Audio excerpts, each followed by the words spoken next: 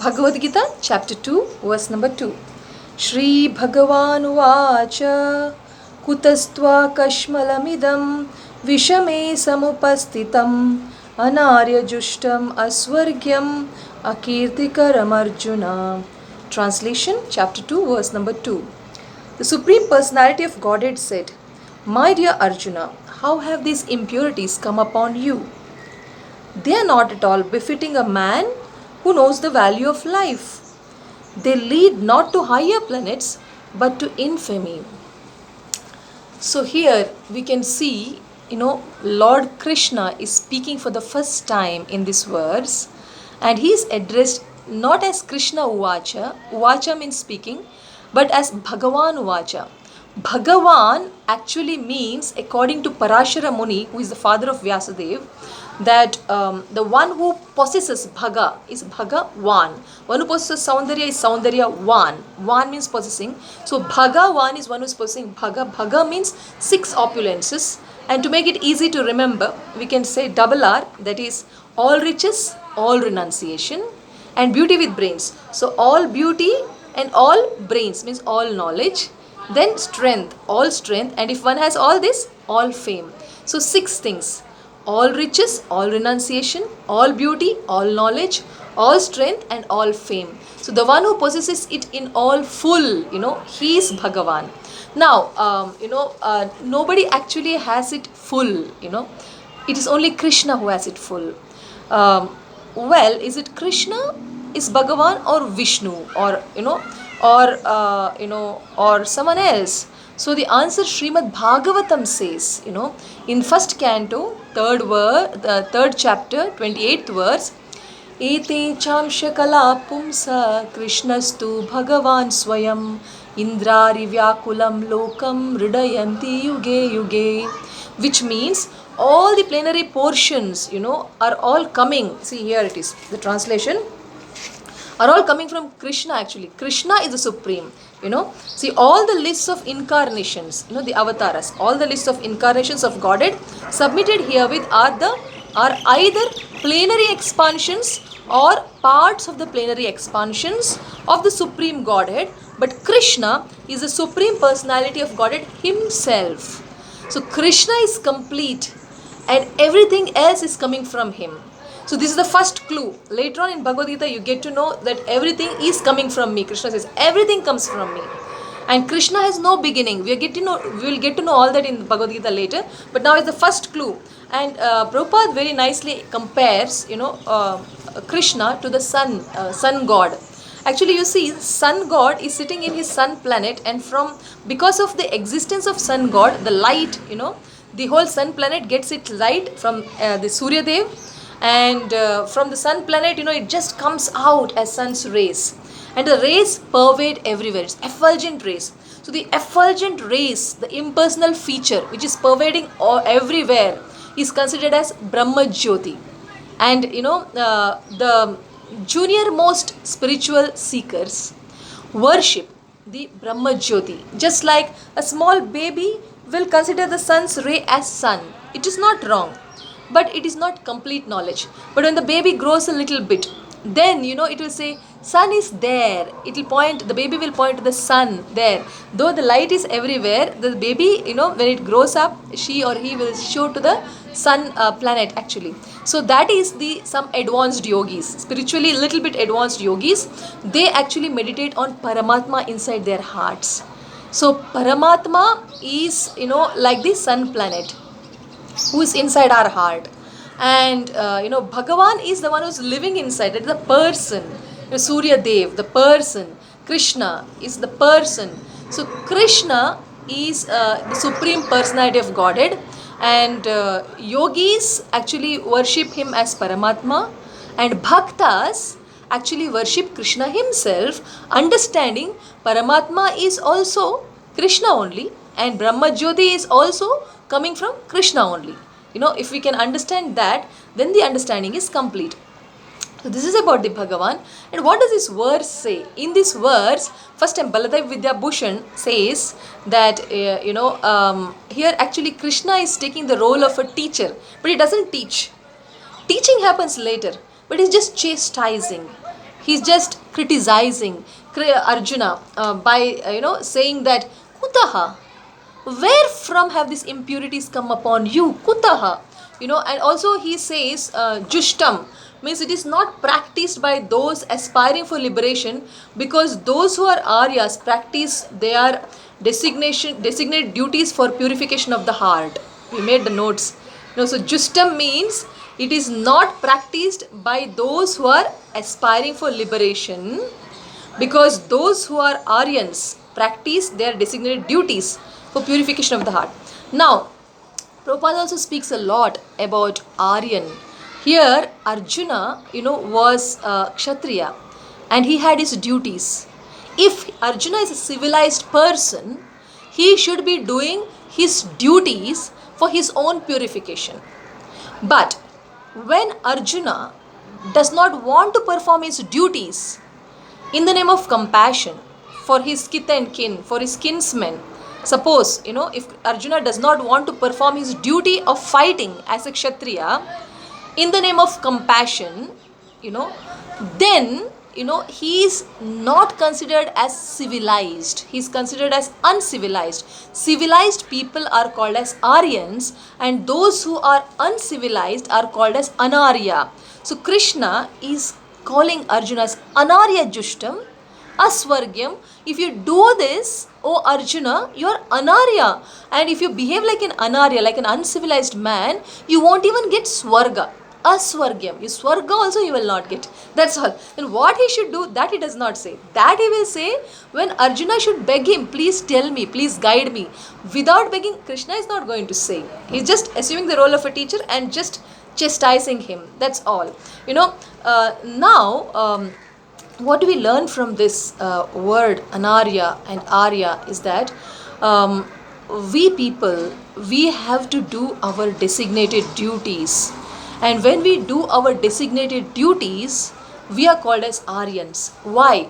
Because when we do our duty, we get purification. Only when we get that purification, then we will be able to work towards achieving liberation from this material world. See, dharma, artha, kama, moksha. People used to follow it, in olden days. They used to do dharmic activities to earn artha, money, and with money they would enjoy life, kama, and then after they get frustrated that my karma can never be satisfied, how much ever I earn or whatever I do, I will be still frustrated. When they understand, then they work for moksha. So that was the Vedic way of living, that is the Aryan way of living. But that is, if a person knows the value of life. See, value of life means what? We've got a human body. See, there are crows, there are dogs, there are birds, there are insects. They don't know how to use their body. They're using their body for their own eating, sleeping, mating, defending. But we are better than them. We have to understand that just doing these things, we are not getting that highest happiness which we are always hankering for. We are getting some pleasure, but we are not getting that satisfying spiritual bliss. And if we want that right now, then we have to change our way of thinking to Aryan way of thinking. And what is that Aryan way of thinking? Is to understand I am not here for eating, sleeping, mating and defending, but I am here to do something, using this body so that I can use this body in such a nice manner, in a way it pleases Krishna, so that I can go back to Krishna's abode. If I'm all the time thinking of pleasing Krishna, I go to Krishna's abode. If I'm all the time thinking of eating meat, next body we get lion's body or any meat eating animal's body. If I'm all the time thinking of modeling, then I'll get tree body, because trees are always open in public, during rain, winter, storm. They don't even wear clothes. So whatever is our conscious throughout our human body's lifespan, that is going to impact once we leave the body. So therefore, it's very important to lead a civilized life. And what is the advantage is, two advantages. One is after we leave the body, we get better destination. One is while we are practicing civilized life, we are going to be free. we are going to feel liberated. Liberated are not those who are working for equality or any kind of justice, but liberated are those who are liberated from the tortures of the mind, who are liberated from the, who are free from the hankerings of the mind. Now, we may be thinking, well, I'm not so much disturbed by the mind. But even we, when people come and tell us their problems, we will have to start meditating on their problems to help them out. And at that time, we are going away from our consciousness. So then how to bring back our consciousness is, to follow what Krishna said. What Krishna said. Krishna was reminding Arjuna of himself, actually. Later on you will see that he says, do everything for my sake. Do everything. Manmana bhavamad bhakto madhyaji mam namaskuru. Okay, in that verse also he says, all the time, you worship me, you always think of me, like that. And even at another place he says, whatever you eat, whatever you give away, do that as an offering to me, in 9th chapter 27th verse, like that. Krishna, everywhere says, do it as an offering to me, means he is always reminding Arjuna of himself. Now, Krishna is not there to remind us of himself, but Krishna's holy names are there. So, if we can chant the holy names, understanding holy names are not different from Krishna, because one Babaji was there, Prabhupada's guru's guru, okay, Gaur Kishore Das Babaji Maharaj. So what he used to do was, he would take any stone, wash it and write Hare Krishna, Krishna Krishna, Hare Hare, Hare Rama, Rama Rama, Hare Hare on the stone, and then worship the stone. Because once you write the holy names, they are not different from Krishna himself. So if we can understand that Arjuna is not any great that he was with Krishna, even you are great, you are also with Krishna if you are chanting the holy names. Just chant the holy names and they are with you. And holy names are Krishna himself along with Radharani, and they both are with you. And when they are with you, just give them all the attention. In case if your mind is getting slightly, distracted, about your worries, about some hankering, or about lamentation, or about anger, or any kind of frustration, then just chant. You really want to experiment, you really want to come out of it, then right now you can come out. Right now, you don't need any mental medicines, you don't need any mental doctors. Right now you can come out if you will just focus and chant Hare Krishna, Krishna Krishna, Hare Hare, Hare Rama, Rama Rama, Hare Hare. Better so, if you will chant with the mood Krishna, don't leave me. Because holy name is Krishna himself. So as long as you are chanting, Krishna is with you. When you stop chanting, he left you. So, if you can chant with the mood, and when you're chanting, don't think of your lamentation. If you really want to come out of your worry, don't think of your worry. If you really want to come out of the disturbing heartbreak, then don't think of the disturbing heartbreak. But if you really want to come out of that pain, just chant Hare Krishna, Krishna Krishna, Hare Hare, Hare Rama, Rama Rama, Hare Hare. Now you think, Krishna, don't leave me, in that from the heart, crying from the heart. Hare Krishna, Krishna Krishna, Hare Hare, Hare Rama, Rama Rama, Hare Hare. So in this mood, in this way,